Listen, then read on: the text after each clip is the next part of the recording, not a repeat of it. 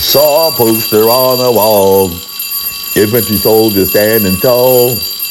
My recruiter said to me, be all that you can be. You remember songs like that? I sure do, but I went to basic training. Hey kids, I'm Major Mike Webb, running for Arlington Public School Board, and school is in session. So let me give you another reason to join the growing throngs in Arlington, Virginia, who are screaming, keep Mike Webb away from our schools. In case you missed the news, we have a pandemic, which all of our STEM students and graduates should know is a scientific term, but which is often confused by those who don't really know the science. Pandemic, as any STEM student, good STEM student, and graduate should be able to tell you, may not be what you are thinking in your head, because it is not a universal condition, but rather only a statistical assessment denoting the observation that a pathogen, infectious or not, is present in a statistically significant portion of affected areas around the world. It is a general description and does not mean, for instance, that the invisible enemy, a novel coronavirus, is actually everywhere. The boogeyman may not be under your bed. Yes, you may be cleaning a tabletop where not even one SARS-CoV-2 invisible enemy particle is actually present. And because pandemics are historically times marked by a high level of confusion, fear, and despair, the majority of people tend to lose and suffer some dissonance in their perspective and ability to perceive reality, fixated on feelings and not focused on facts. I hope I didn't hurt your feelings. And especially for students who may be hooked on STEM majors, the consequences, especially for women, can be particularly self-limiting and devastating over the long term in later career success, finding you with a little pout face and crying. And for those who voted in the 2020 elections, on the winning message to make a plan, while it certainly makes sense to say that if you fail to plan, you plan to fail, at least in the Army, all leaders are taught that, which is called the 6 P's of planning. Piss poor planning yields piss poor performance.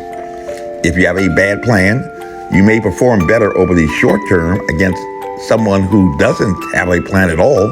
But if your plan falls apart upon first contact with the enemy, you are not really that much better off than the guy who had no plan at all. Only 2 kinds of soldiers on the battlefield, the quick and the dead. You had a bad plan, and that is not a success story. It, for lack of a better phrase, is like a science. One big or huge science word in the pandemic that may not go the way that it goes in your head is the idea in the President's American Rescue Plan with a goal to achieve herd immunity. And if only by analogy, this conceptual framework is of the utmost importance for college-bound students, especially as they begin to negotiate the challenges of high school, the pressures of choosing electives, mastering test-taking skills for standardized test questions that appear on college entrance exams, selecting choices of colleges, safe schools, and the ones that you actually want to get into, and completing multiple applications and writing the required essays. The pucker factor is high. The pressure is on. And if you persevere through the complexities with a lot of effort and a little luck, you may succeed in receiving a letter of admission from the best college of your choice. And if you, like some, are born of a certain privilege, you can be said to enjoy not necessarily a measure of herd immunity, rightly understood, but rather what scientists actually describe as a herd effect. Kids from 2-parent families tend to fare better in academic success, immune from the pressures, just as kids whose parents can afford to have private tutors and who are not under great economic pressures also enjoy a level of herd effect. Apparently, and only apparently immune from societal influences of environmental factors that may infect your plans for success, prayerfully not presenting a terminal case that may place your plans to be somebody in a dream hospital in the ICU ward. By the time that I arrived at an elite Jesuit high school, living a life of relative privilege despite being a black kid in an inner city, I suffered from the misconception that I had acquired a herd immunity, inoculated antibodies that would prevent my life plans, dreams, and desires from becoming fatalities. Money for college was no problem, and I didn't have to worry about scholarships and financial aid, and I had attended great private and parochial schools, placing me at a better advantage, herd effect, than many of my peers in my community, but failing to disabuse myself of the foolish notion that I had acquired herd immunity nearly shipwrecked my dreamboat very early in my senior year, when my college counselor informed me that I had, in my infatuation with the beautiful pictures in the Naval Academy catalog, failed to actually read the words in the book.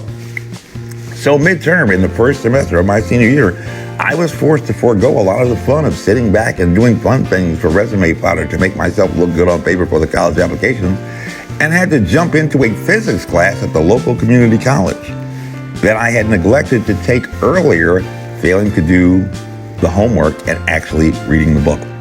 Faking it until I made it almost became a fatal mistake.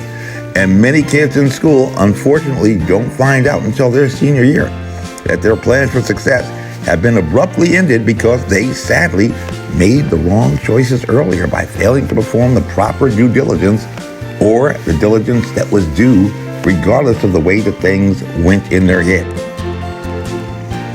And this is important, especially if you are a woman and college-bound and thinking about pursuing a career in the STEM field, which statistics graphically demonstrate even at the National Center for Educational Statistics, but which you might miss if you are only proceeding through life with a plan based on what you think in your head and not what you read. If you're making plans based on what you read in the news headlines, parroting hashtags and buzzwords, without engaging in that scientific methodology and performing rigorous research from primary sources that your intended career actually demands. Just like through Darwinian natural selection, certain species proceed to a life in the laws of the jungle's solitary, brutish, nasty, and short, you may make the wrong choices as your career dissipation line bolts into overdrive only because you failed to do the homework to prepare for that final exam. It is a statistical fact that of college graduates with associate's degrees at community colleges, only about 12% go on to graduate with a degree in biology. Just 12%. You may love your teacher at community college. You may love the labs at community college. You may love to talk about science at community college. But for a second, apply a scientific method and try to extrapolate from what you know about the real world. Empirical observations after graduation. What job can you get after graduating with a degree in biology or even psychology with just an associate's degree? Measuring 6 feet at the shoe store? Think about it. Similarly, with regard to those who are accepted and complete a baccalaureate degree in biology, only 6% of college graduates go on to graduate with that coveted STEM degree in biology, where it is expected that far outpacing by over $10,000 the average college graduate today who is expected to land a job earning about $54,000, 2 times the highest salaries that were paid out when I graduated into one of those great dream jobs after earning my bachelor's degree from a very, very competitive college, the best and most competitive college in Virginia. And over 60% of those STEM graduates earning a degree in biology are actually women, which may be you, which at least in the press is a mark of success. But fast forward beyond the celebration of pomp and circumstance, cap and gown, walking across the stage, grabbing that diploma and shaking somebody's hand, making your parents proud, and project forward, pay it forward to the real world. Because those select few 6% of college graduates with a STEM degree in biology, over 60% of whom may be you, a woman, independent, free thinking, actually graduate to the second highest levels of underemployment, or in layman's terms, working in jobs and careers far below their education. Just like there are far more law school graduates than available jobs, there were too many STEM graduates in biology to fill the demand for entry-level jobs, earning over $67,000 a year. And you may well find yourself like 35% of college graduates with a biology degree, just slightly behind the 39% of psychology majors working as a barista at Starbucks or back at the drive-thru window at Burger King, unless you are amongst that 2% of STEM graduates in biology who continue their education to those higher paying jobs by pursuing a graduate degree. And if you had a little bit of problem with organic chemistry, forget about medical school. So you, like an intelligent person, you look like an intelligent person. Are you ready to graduate? Have you done the homework? Do you really want to be the girl chasing her dreams to become a doctor because of your feelings about science, looking for chemistry and helping people, who walks across the graduation stage, who finds the folks back at the fast food joint asking you with your college diploma, "What's up, doc?" Keep Mike Webb away from our schools. And thanks so much for your support. I believe it's one of the most ghostly manifestations that I have ever seen. Whether it is real or simply conjecture, one of those things that people seeking to find some mystery to fool themselves into believing, but with some other perfectly rational cause, is a question that only you can answer with your capacity for reason. Impossible? So was Xeroxing and holography just a few years ago. In fact, so were videotape replays like the one you're watching right now. People have been claiming an existence of God for thousands of years, and maybe one day we will finally know the answers as to how and why and what. What a tremendous gain that would be for science, but what a tragic loss for storytelling. No one knows the day nor the hour when all mysteries shall be revealed, but we'll be watching and we'll be waiting in earnest, incessant, and fervent prayer for the advancement of the kingdom of God. Be sure to join us next time as events evolve with science and faith in a pandemic election that some have claimed is the presidential election of their lifetime. This is a no-brainer, folks. It doesn't get any easier than this. My name is Major Mike Webb. By God, I am running for Arlington Public School Board.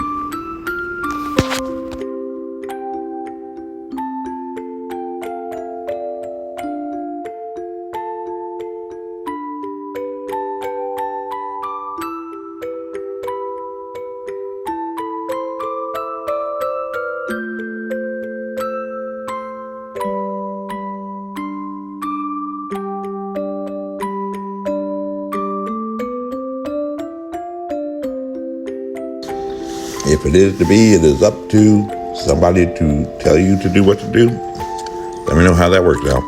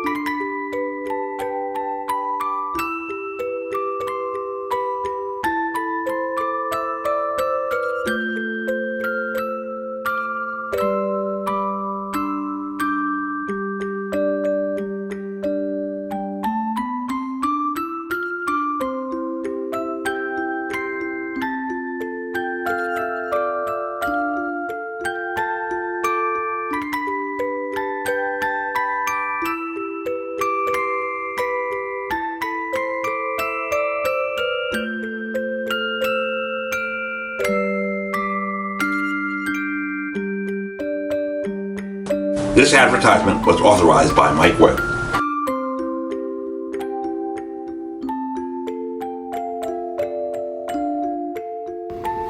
End of the day, I really don't give a damn. It's not my department, honest. And y'all come back now. Here.